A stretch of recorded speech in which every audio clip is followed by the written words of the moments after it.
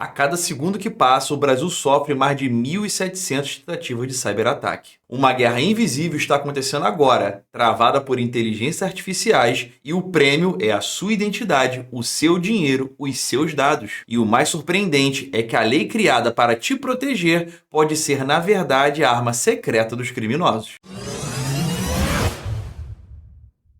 Fala galera, quem fala é Paulo Ribeiro e hoje o assunto é sobre um conflito que está acontecendo em silêncio, que é mais importante e menos compreendido do que muitos outros. E essa não é uma guerra por território, mas sim por informação, e o Brasil está no epicentro dessa guerra. Os números são completamente alarmantes. Segundo a Checkpoint Research, uma das principais empresas de inteligência do mundo, as organizações brasileiras enfrentam uma média de 2.700 cyberataques por semana em 2024, um aumento de 95% em apenas um ano. A Fortinet detectou 314 bilhões de atividades maliciosas no primeiro semestre de 2025. Somos o segundo país mais atacado do mundo, concentrando 84% de todas as tentativas de ataque na América Latina. Esses números pintam um quadro de um país sitiado digitalmente, o que nos obriga a perguntar: por quê? Por que o Brasil se tornou um alvo tão preferencial? A resposta vai além da nossa infraestrutura digital. Existe uma tempestade perfeita de fatores e o mais irônico de todos é que a lei criada para proteger os nossos dados pode ser exatamente o que torna o sequestro deles tão lucrativo. Ao final desse vídeo você vai entender essa perversa dinâmica e a corrida armamentista de IA que essa indústria paralela alimenta. Mas antes de seguirmos, eu quero te fazer uma pergunta. A sua vida profissional está no ritmo que você gostaria? Se não, chegou a hora de acelerar, pois a Deep Tech, em parceria com o Centro de Educação Empresarial Produtividade 360, vai te oferecer 50% de desconto em qualquer treinamento ou curso da plataforma. A Produtividade 360 transforma profissionais em especialistas, pois ela ajuda a dominar os setores administrativos que as empresas mais valorizam: estoque, compras, financeiro, projetos, vendas e muitos outros. Aprenda a usar as ferramentas de gestão mais poderosas do mercado e tenha o conhecimento que vai te colocar na frente da concorrência. Então não perca mais tempo e use o cupom DEEP50 e garanta 50% de desconto em qualquer treinamento da plataforma. Clique no link da descrição e comece a construir o seu futuro hoje mesmo.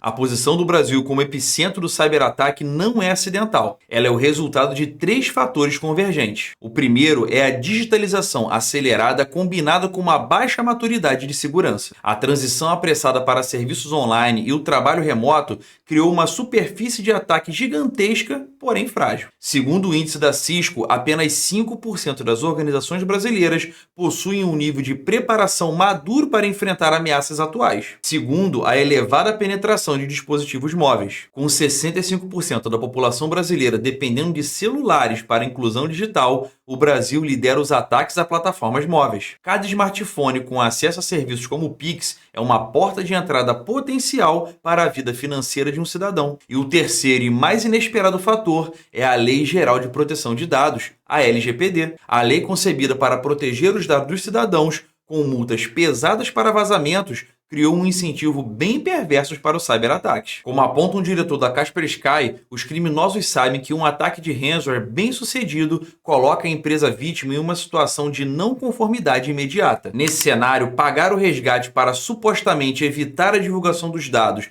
e as sanções legais se torna uma decisão de negócio calculada. Essa lucratividade deu origem a uma indústria. O cybercrime moderno abandonou o modelo de hacker solitário e hoje opera com uma indústria sofisticada chamada Ransomware as a Service. Funciona como uma empresa de software legítima. Existem desenvolvedores que criam e mantêm o malware de sequestro de dados, ficando com uma porcentagem dos lucros. E existem os afiliados, que no caso são os clientes. Eles não precisam de conhecimento técnico. Eles pagam uma assinatura ou uma comissão para usar o kit de ransomware e executar os ataques. As plataformas mais avançadas oferecem suporte técnico 24 horas, fórum de usuários e portais de pagamento. Grupos como o Babook já operam ativamente no Brasil, tratando o cybercrime como um negócio escalável e altamente organizado. Essa percepção de que o cybercrime não é mais artesanal, mas uma indústria organizada, muda o tamanho do desafio. E se essa análise está ajudando a você a entender a real escala do problema, aproveita para deixar aquele like e fortalecer o nosso canal, porque agora vamos ver as armas que essa indústria usa, no caso, a inteligência artificial.